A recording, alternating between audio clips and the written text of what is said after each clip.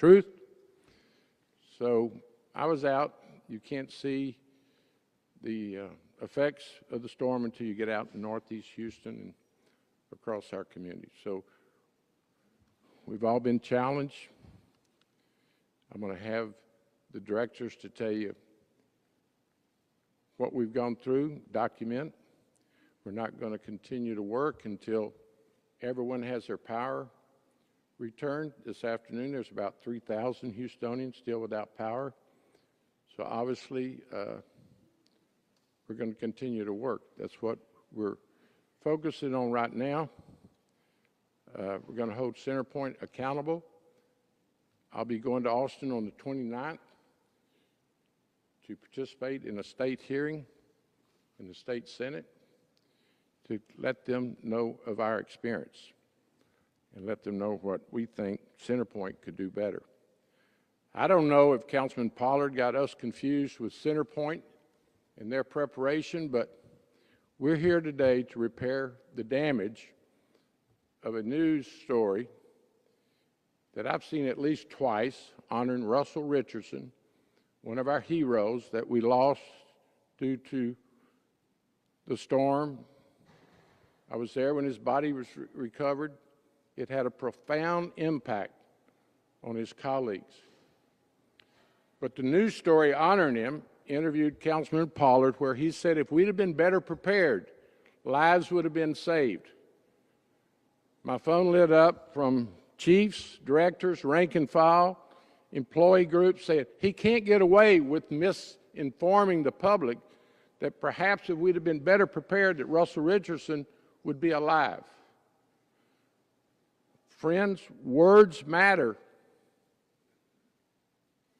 You have to realize the pain and angry, Councilman Pollard, that you've created. So we're here on a Sunday afternoon to set the record clear. And I'm going to call in the experts that worked around the clock. We have never been better prepared. Coming out of derecho, collaboration with the county, the state, the feds, with the private sector, with social agencies, with our employee groups. We were better prepared than ever. And to claim otherwise is either dishonest or misinformed or both.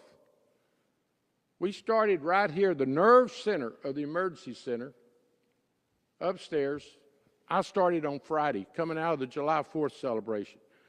We were prepared for all contingencies.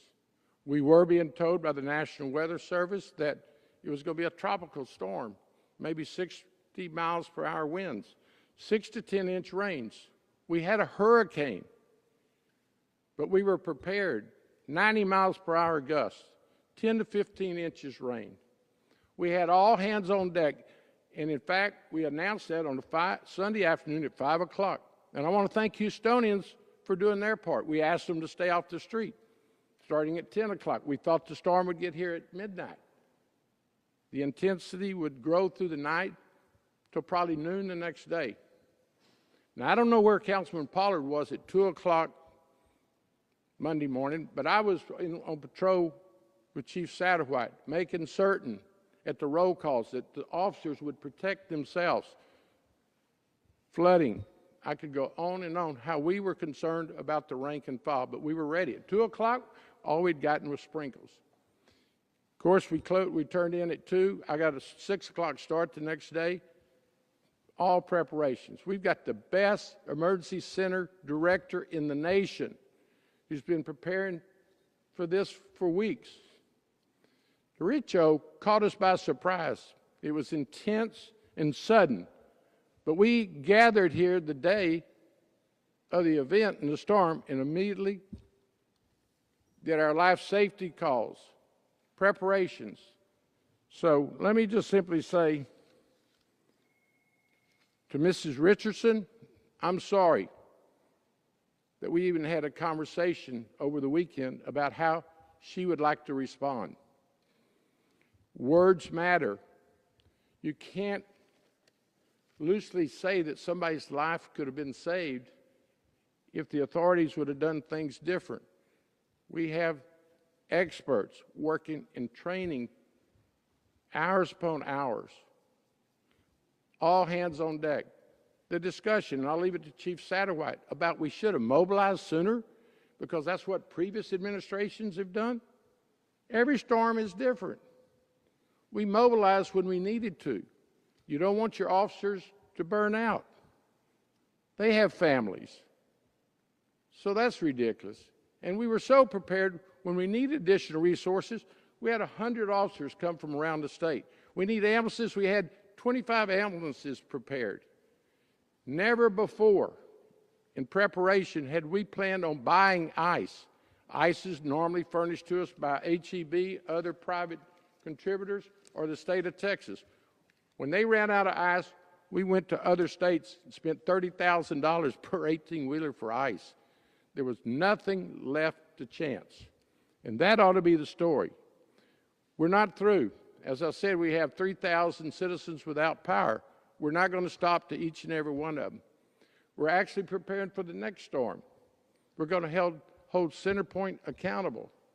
But listen, the reason we're gathered here this afternoon is to clear the record, clear the misinformation that was broadcast in that story that Houston wasn't prepared.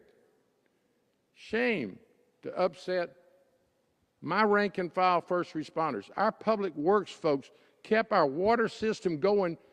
We never had to boil water like previous storms and administrations. We had public works folks sleeping on the floor. So yes, I get angry and I get upset with political talk during a tragedy. Not only the tragedy of loss of property, days at work, and then Russell Richardson and the other citizens that lost their life. Now there's 4 reported Houstonians lost their life during the storm. So let's be honest, truthful. Let's don't politicize a disaster, disrespect a fallen hero, and disrespect our rank and file city employees by the thousands that went through the storm and made it safe for the rest of us. So thank you for being here. Our work is not finished. As I mentioned, I was in Northeast yesterday. You can't imagine the damage that tall pine trees have done to residences, coming through the house, destroying their infrastructure. We're trying to get their utilities back on. We're working with all the stakeholders. So with that said, let me yield to Chief Satterwhite, who is working around the clock. He makes the proper decision on mobilization, and I support it. Chief Satterwhite. Mayor, I'm going to start with talking about Russell Richardson, who was a hero. Russell was a man who had a sense of duty and honor. He was a military vet, having served in the Air Force, and when he came on the HPD as a part of our family, he always maintained that attitude, that sense of duty, that sense of honor. That was who he is, and that was who we all saw in him, and how much we really respected, and his professionalism, and all that he does, and everything he is. I have been talking to his wife and hearing about him, and that is Tatiana Richardson saying those things too. On that day, on that Monday, Russell looked across and said, I need to be there. I need to get in. I can help. I can make a difference. What he does is help keep our network safe from any type of intrusion, any type of hack, any kind of way of bringing it down, because communication is vital, especially in times of emergency. He is there in every way possible to back us up, and that's why he felt like he needed to get in.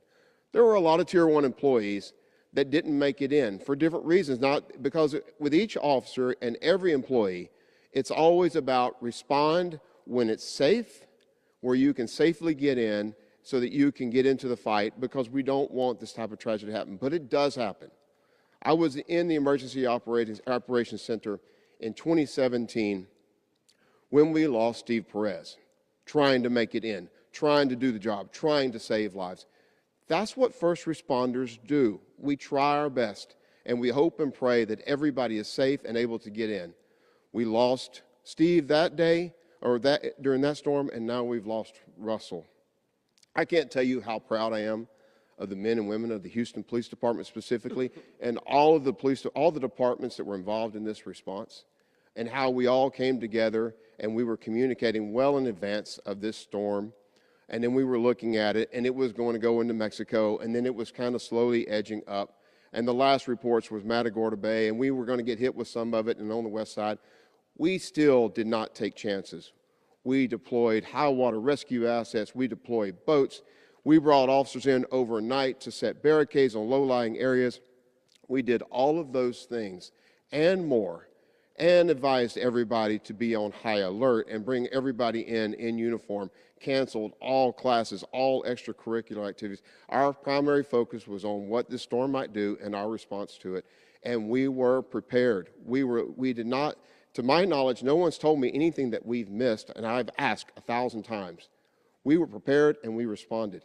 Our employees are our number one priority, keeping them safe, because they're the ones that keep you all safe. And so we message to them to always take that into account. But they're also heroes, and they're also going to try to save lives and do everything they can. And sometimes they might take risks. Sometimes that happens in our field of work. We all understand that risk. We all know that possibility. But that's what we do. I personally lost a good man that Monday in Russell. And I will tell you that when we first got the call that we might have had somebody in the water, and it was all over that area, we had officers from everywhere looking, trying. And when we finally found his car, we all were there and still hoping and praying that somehow he made it out and he was somewhere. And we got his car out of the water and we found Russell. The men and women that were there, everybody, their head held low. And it's very important that we not bring further harm to those men and women by making statements that have no basis, that are not informed. If you have a question, please call me and ask me, and I will tell you what we have done and how we prepared and how that might have happened or not. But be careful of what you say, because the men and women of the Houston Police Department and all the men and women around us that are out there, it matters. Words matter. To the Richardson family, who I've had to talk to and tell that this narrative is now out there, and she was devastated because she knows her husband and she knows who he was and what he is doing, and she knows his level of dedication and sacrifice, is heartbroken again after losing her husband, after the kids losing their father. So I say again to any elected official or to anybody else, my phone is on. You have a question about what we're doing or how we're doing it, call. Ask. I will give you everything. If we made a mistake, I will be the first one to admit it. The buck stops with me. But in this case, and in this storm, we were prepared, and we responded, and then we leveled up. We did, when we realized nearly 3 million customers without power, and all the cascading impacts that was going to be upon the city. And this was projected for weeks. In fact, some people are still getting their power on just today. So it is weeks. We knew that there were going to be an incredible number of demands for help. Water distribution, ice distribution, food, shelters, cooling centers, you name it. There were going to be a multitude. Thousands of traffic signals out, a city completely dark. This is the kind of stuff that we knew, because we know we had the experience. We are going to need more people, and we are going to need them for a long time to make sure we meet the needs of the public. And the mayor's right. We added to that. When Chief Nimkid said, hey, on Tuesday, I think we might be able to pay to have additional officers come in, I jumped at the chance, called him Wednesday morning, and by Thursday evening, we had 100 professionals on top of the 80 DPS troopers that were already helping us out to help officers, so other officers could go home, because we were all on 12s and they were on 12s and they had their own challenges, and we wanted them to be able to go home and take care of their families. And thankfully, these other chiefs and cities stepped up and sent us their men and women to help us out and to facilitate that, because that's what we do, and that's what we're going to do across the state. And I thank the Chief Kidd and Texas Department of Emergency Management, and I thank the leadership of the state, the governor, everyone for facilitating that. And it's a new model that we're going to apply, that we're going to help make it better for everybody in the state. So these some good things came out of this. But I still want to go back to Russell and finish with that. The man was a hero. The man had a sense of duty and was going to come in and get into the fight any way he can. And sadly, we lost him. Let's never lose sight of that. Thank you. Thank you, Chief. Also, we were so prepared that we were able to furnish protection for the center point linemen when irresponsible people started threatening them and preventing them from doing their work. We protected them at their staging area and as the linemen went out into our neighborhoods. I don't know if the press knows it, but President Biden was going to be here Thursday to recognize our preparation. I want to thank him for calling during the storm, seeing what the White House could do to assist us. We asked him for additional generators. So it was all hands on deck from the very beginning. And it's unfortunate that an elected official would confuse the public on CenterPoint's lack of preparation with that the city was not prepared and it might have saved lives. Nothing could be further from the truth. And to give us the data in real-time example of when we started preparing, I will make the case that we're always prepared based on the way we dealt with derecho. I was at a Little League game. The storm was so bad, I knew I needed to be at the emergency center. We got here, and the directors, first responders, the leadership started pouring in here. We were prepared, had everything based on Tom Munoz and his team's preparation. They spent the night here, slept here. Certainly during Beryl, they never left. So, Tom, would you give us the data that supports your concern and your great team's preparation? Thank you, Mayor. I want to echo loudly what Chief Satterwhite said during these times. But I can tell the city that our teams, when I say teams, I go everybody from first responders, 911, solid waste, public works, was all hands on deck. Starting June 28th, when we started looking at National Weather Service reports, we started monitoring. We started seeing July 2nd, became a Category 5 in the Atlantic Basin. We were monitoring, starting to have the calls. As time went on, during that time frame, it's important to know that not only were we watching the weather, we were also had the Freedom Fest that we were continuously working on, monitoring that, making sure people were safe, as well as monitoring the weather. And we also had the Copa here. So we were all hands on deck at that time. We had our first alert message go out July 6th. We made the decision to activate July 7th. All hands on deck. That included not only the first responders, solid waste, public works, but also the NGOs, American Red Cross. We were there.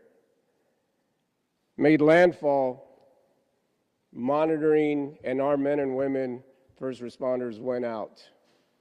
In the middle of the storm, HFD made 3,003 calls, along with 82 high water rescues. On Tuesday, 2,464 calls. HPD had 56 high water rescues.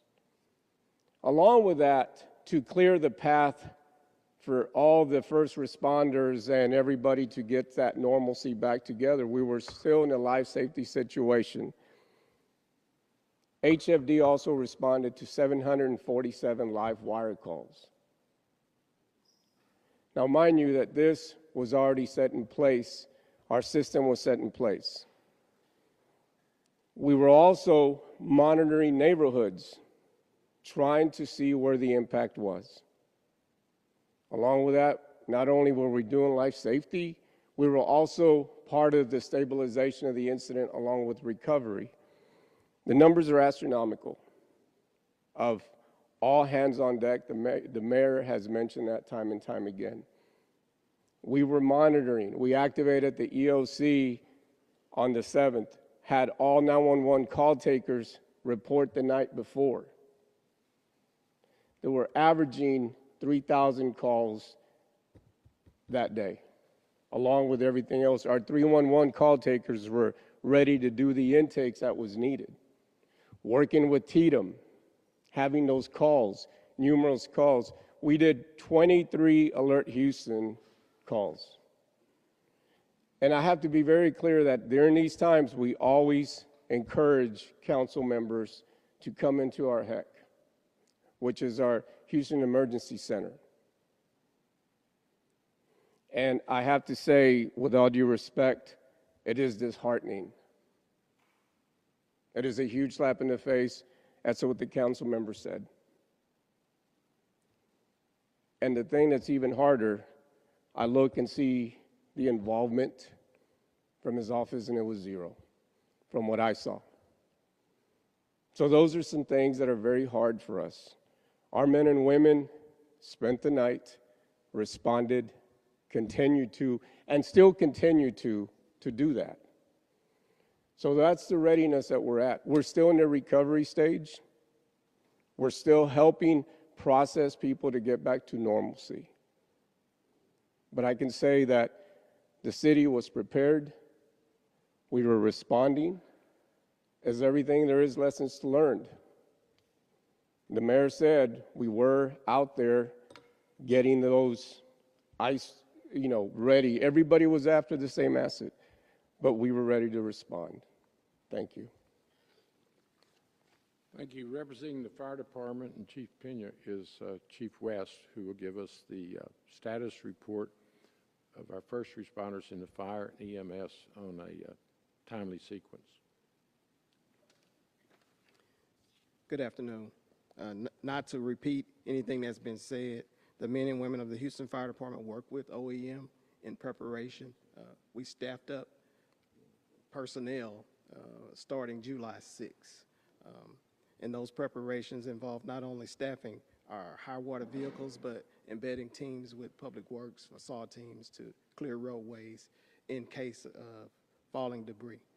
I do want to point out that everyone supporting the fire department doesn't wear the uniform or the badge.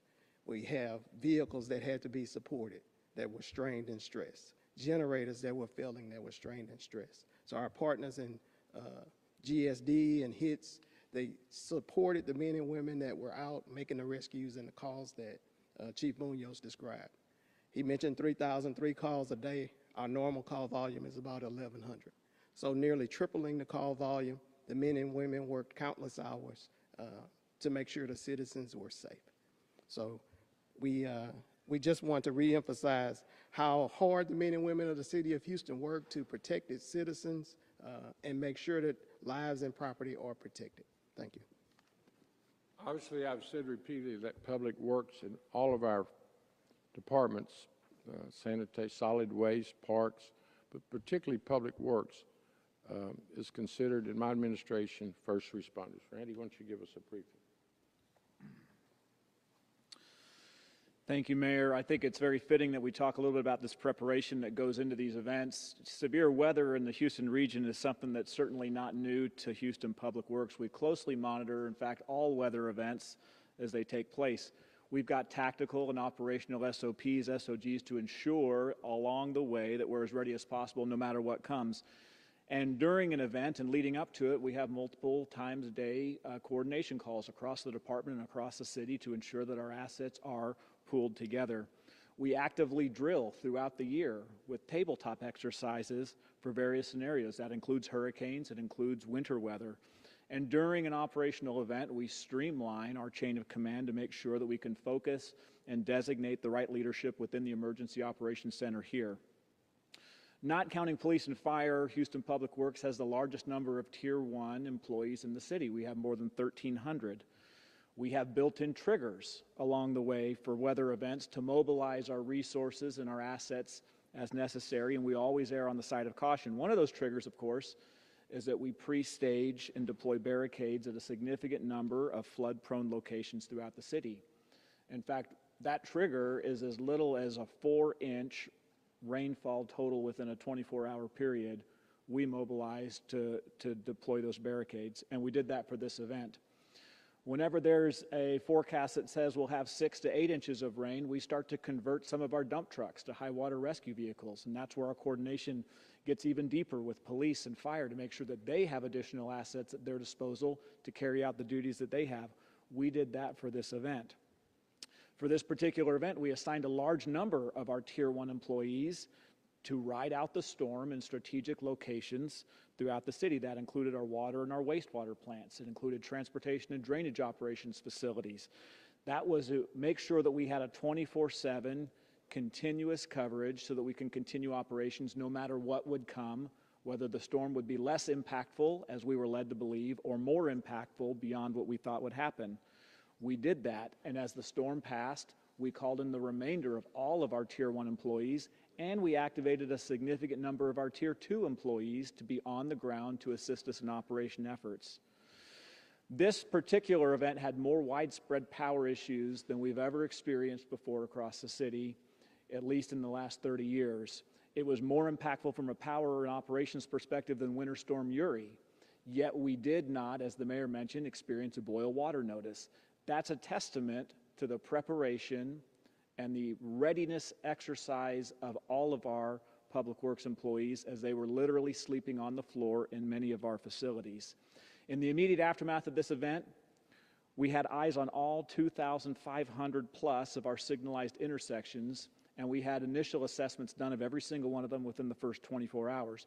We cleared more than 1,500 locations where trees were blocking streets throughout the city, and we cleared those out within 8 days. These types of events in years past are things that have taken the city weeks, if not months, to accomplish, yet we've done a tremendous amount of effort.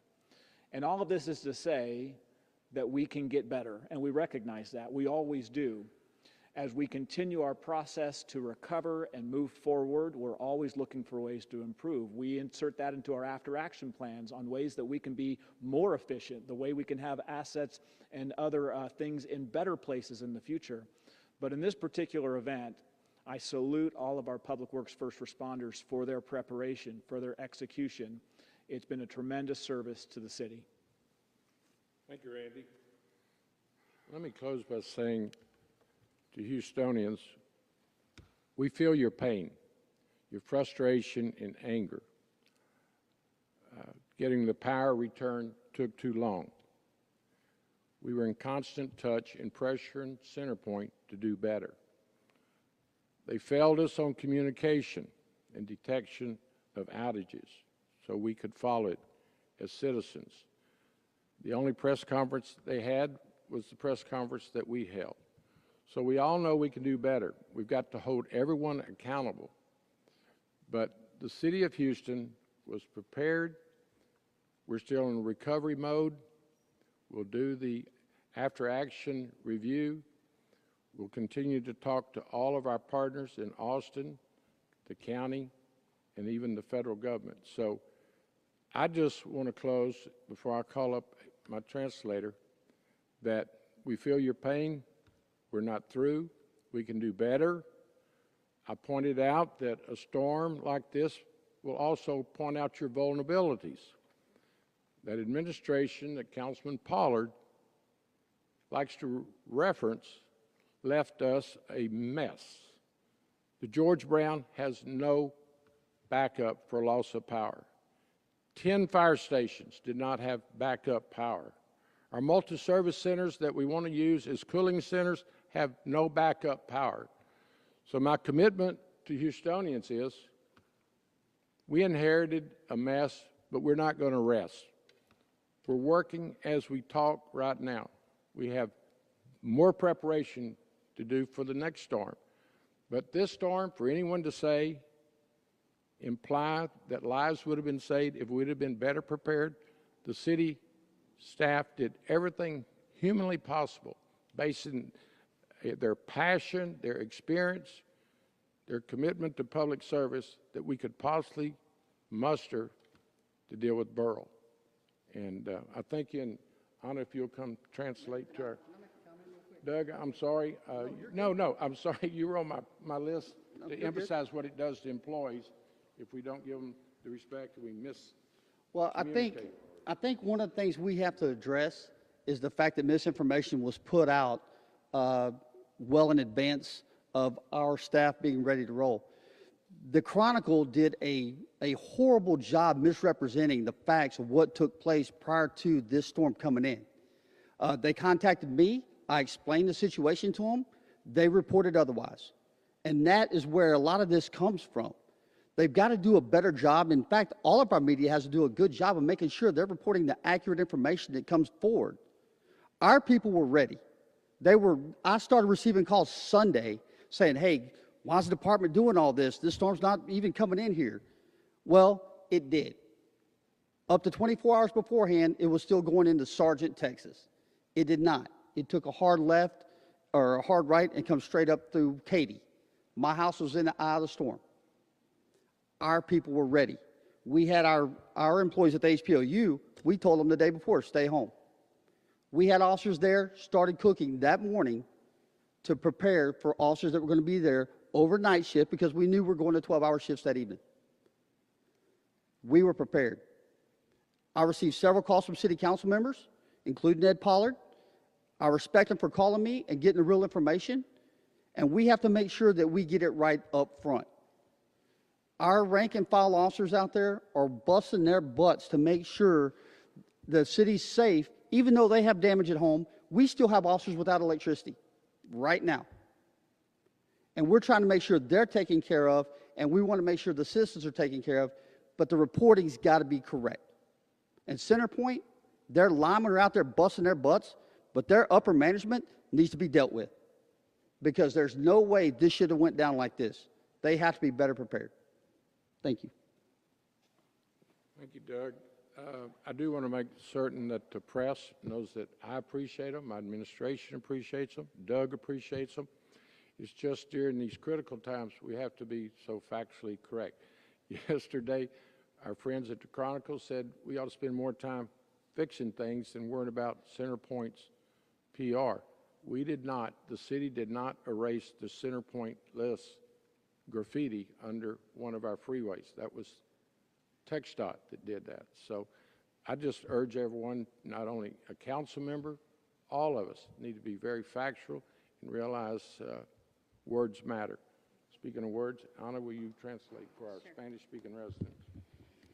Buenas tardes. El alcalde John Whitmire está aquí con el jefe de policía Satterwhite, el jefe de nuestra oficina de emergencias Tom Muñoz, el presidente de la Unión de Policías Doug Griffin, el jefe de trabajos públicos y el jefe de los bomberos. Estamos aquí porque el alcalde quiere apoyar a todos nuestros servidores públicos que respondieron al huracán que azotó nuestra ciudad hace 2 semanas y inclusive causó la pérdida de vida de unos o varios de nuestros miembros de la comunidad.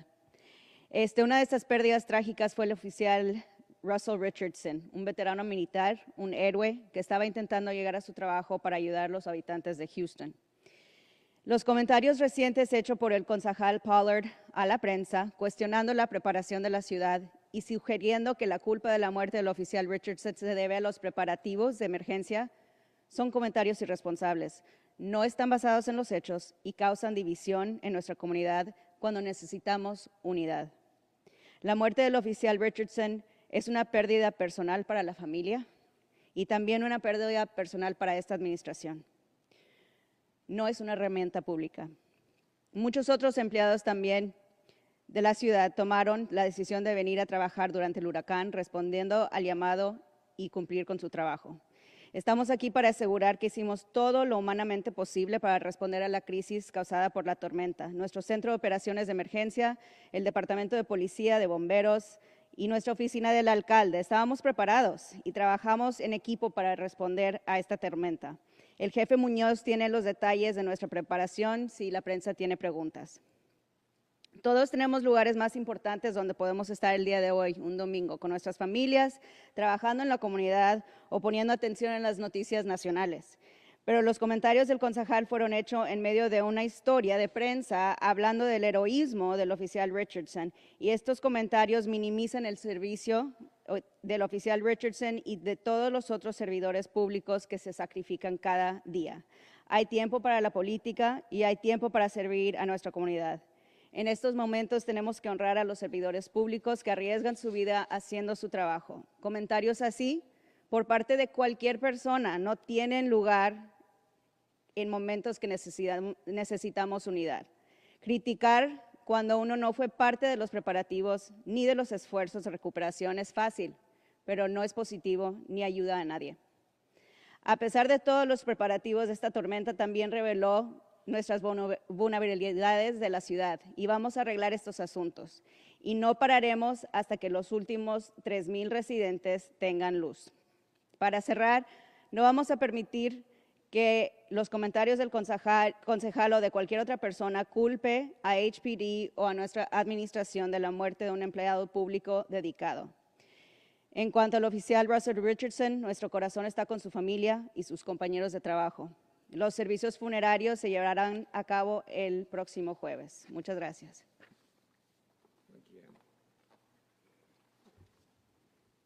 Any questions?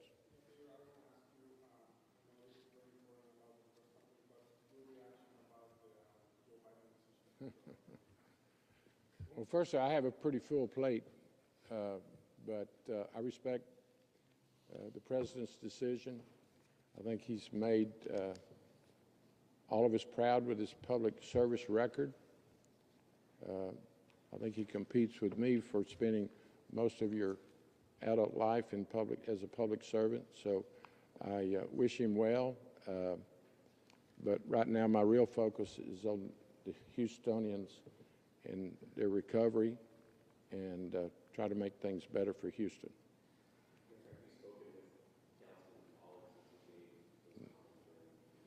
No, I haven't. I haven't had any contact with the councilman.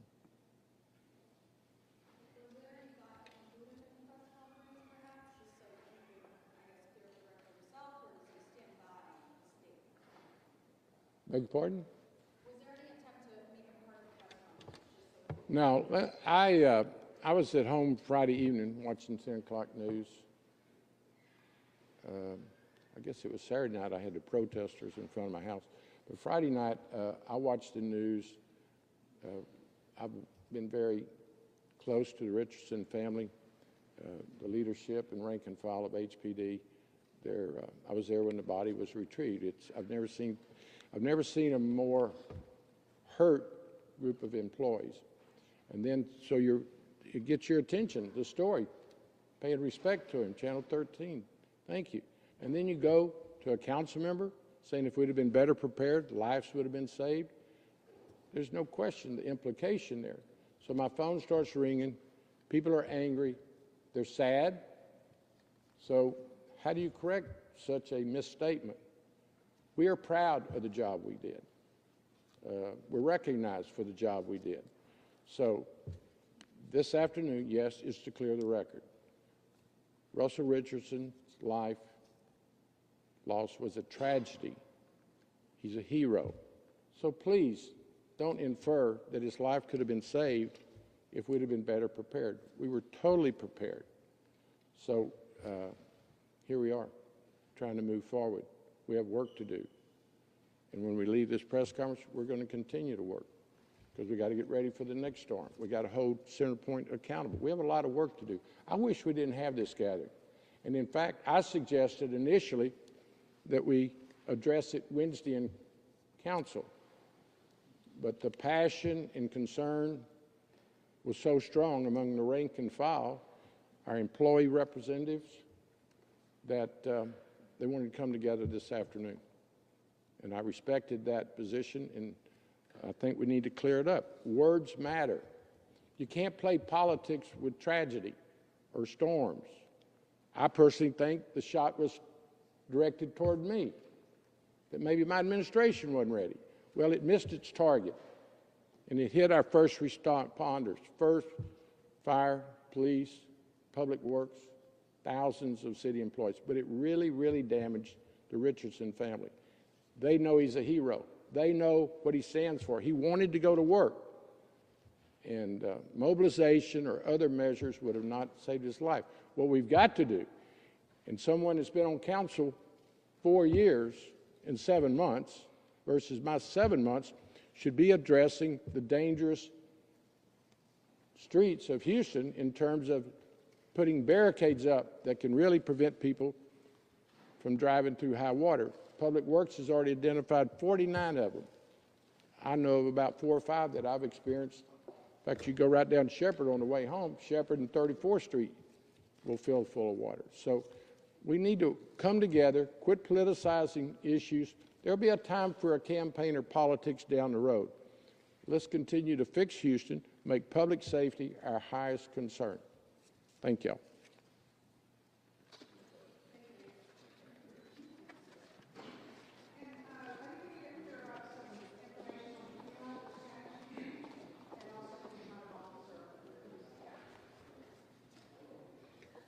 In English, Richardson, just so we can get it right, Richardson was not an officer, he was a civilian working for HPD, and the funeral arrangements are Monday the 29th. En español, Richardson era empleado del HPD, pero no oficial, era civil, y también los servicios funerarios van a ser el lunes 29.